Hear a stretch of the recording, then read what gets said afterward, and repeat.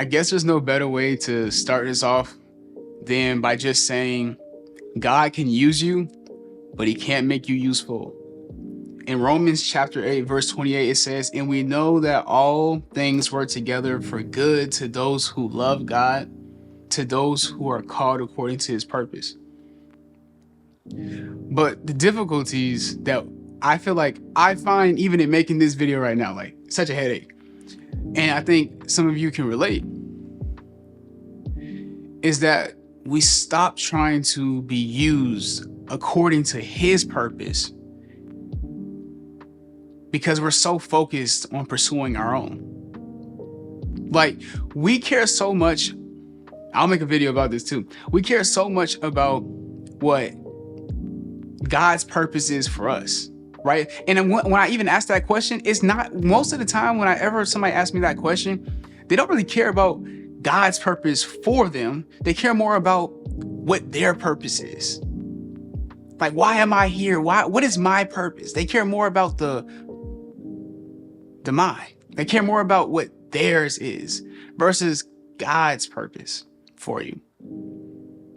And it says here that good to those who love God, to those who are called according to his purpose, is remembering that he created you on purpose with a purpose to fulfill his purpose, not your own. And in that, God can use you, but he can't make you useful. And the reason why I say that is because he can't make you become a willing tool. He's given us the free will for us to choose him, to choose the life that he's already provided with us, to choose to use the gifts that he's given us, to choose to use the mind that he's put into, to choose to seek the vision, not even just to seek it because he's already given it to us, but really to seek the path. And then not just seek it alone, but also walk along it. But it's our choice. The calling is already on you. You are called according to his purpose, but the choice that you have is if you choose to operate in it. And the reason why I say even me sometimes is because I can get caught up in looking at what other people have done to find some type of success and what their approach is. And it can cause so much conflict because it doesn't sit right with me. It doesn't sit right with my spirit. It doesn't sit right with my heart. But because sometimes I can even take my own eyes off the mission, I can start focusing on what pleases me versus the mission, versus the purpose for why I'm here. Now that brings me to Ecclesiastes chapter 11, and it starts at verse 4, and it says, "He who observes the wind will not sow, and he who regards the clouds will not reap."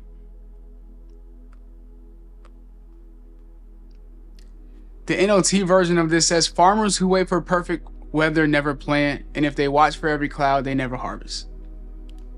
Right? I feel like this is used so much just to talk about not waiting for perfect timing.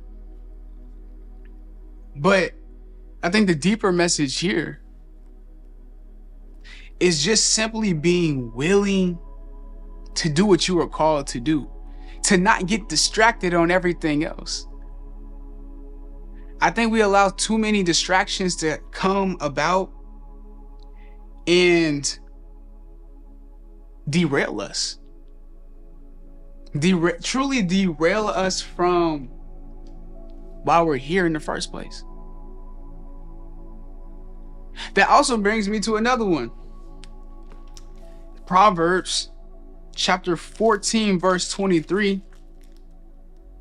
And it says, In all labor there is profit, but idle chatter leads only to poverty.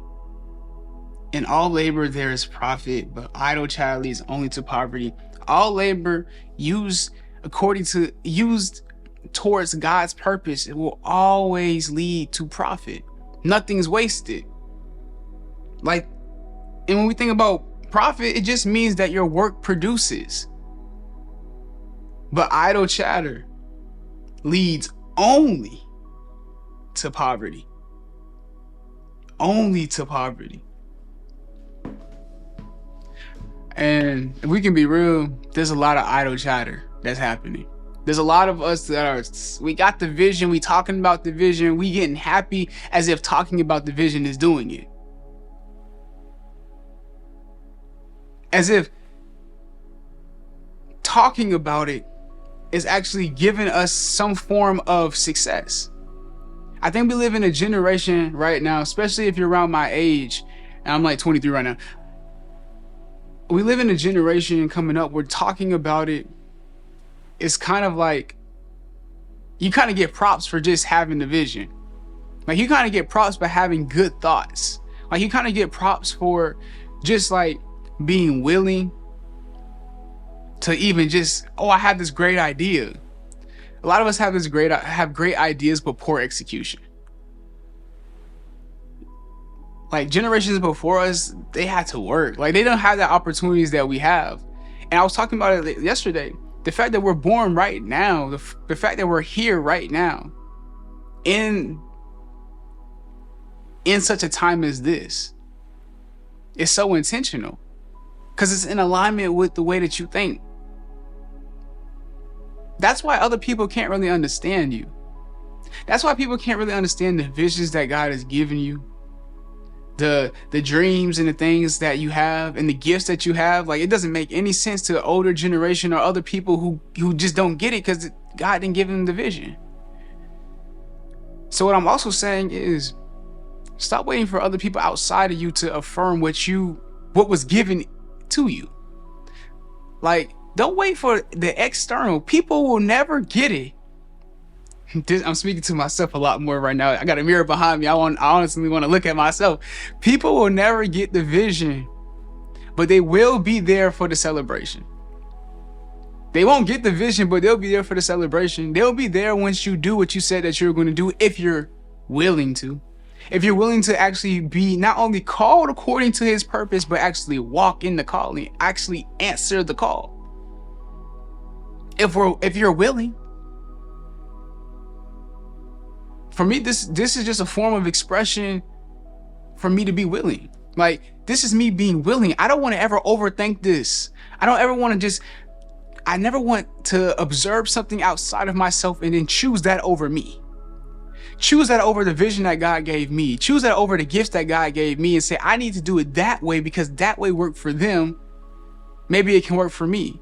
Because then that's when I start doubting my own self. That's when I start doubting the vision. Maybe it wasn't like this. Maybe I wasn't supposed to do it like this. Maybe I was supposed to say this. Maybe the title was supposed to be this. Maybe it was, and now you're no longer confident in what God has called you to. And I'm not even saying that you will be confident. This took me a long time to even get here. But it's understanding that God is not calling the equipped, but he will equip the called.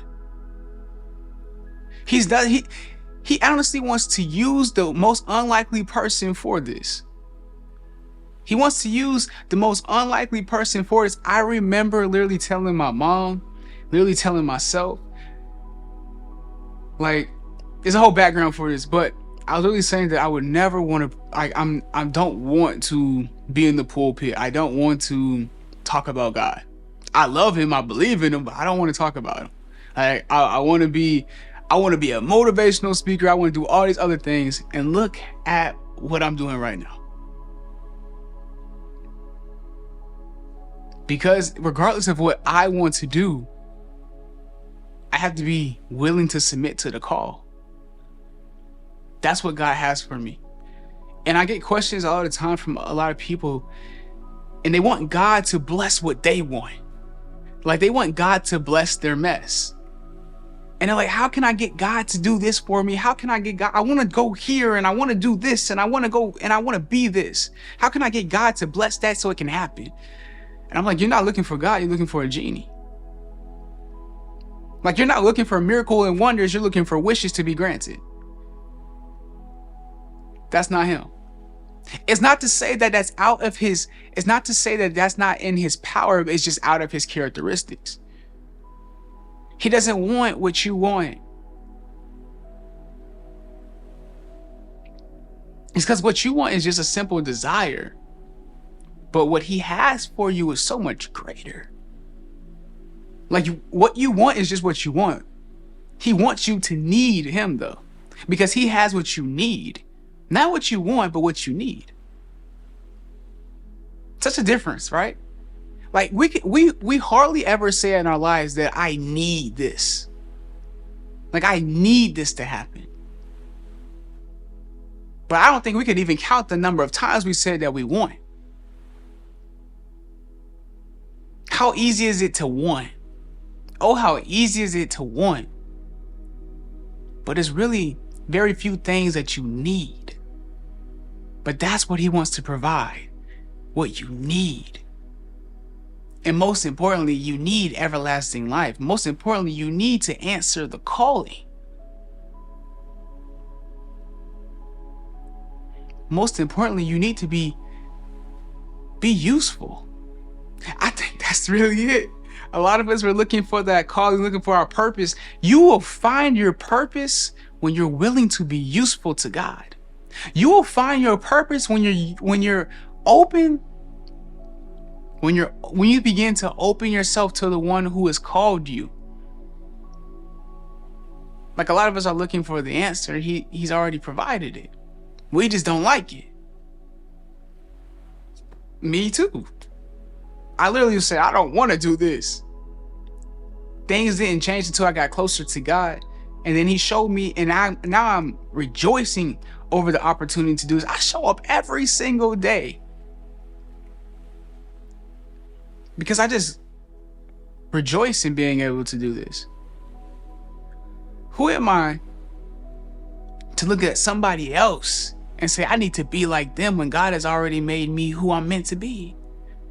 I don't have to be like anybody else, but just more like me, and do things that make me feel more like me.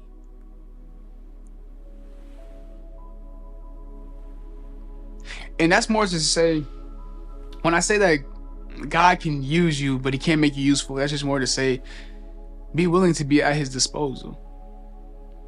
And I don't say that in the sense of like being disposed of, but more so being a helping hand, being a tool, being a vessel. Because he's going to do amazing things through you. Many of us want God to do amazing things to us, but God wants to do amazing things through us. The blessing doesn't just come to you. Most times it doesn't just come to you, but it happens through you. And that's because God wants us to not only serve the Lord our God with our mind, heart, and soul fully, but Jesus says that the second commandment is just as important as the first, and that's to love thy neighbor as oneself. He wants you to be a vessel to help bless others. It's not until we stop worrying about just ourselves that we can begin to help ourselves.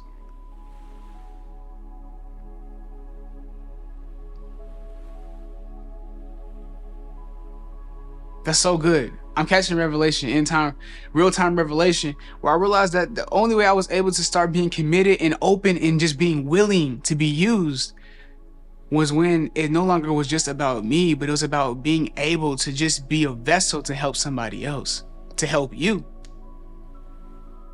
Regardless if you see this on the day that I'm making it, or if you see this 2, 3, 4, 5, 6 years down the road. This is the seed that has been sown, but I can never sow the seed if I'm waiting for perfect weather. If I'm watching for every cloud, I can never even harvest it. So I just have to be willing. And you do too. I love you, and I'll see you tomorrow. Peace.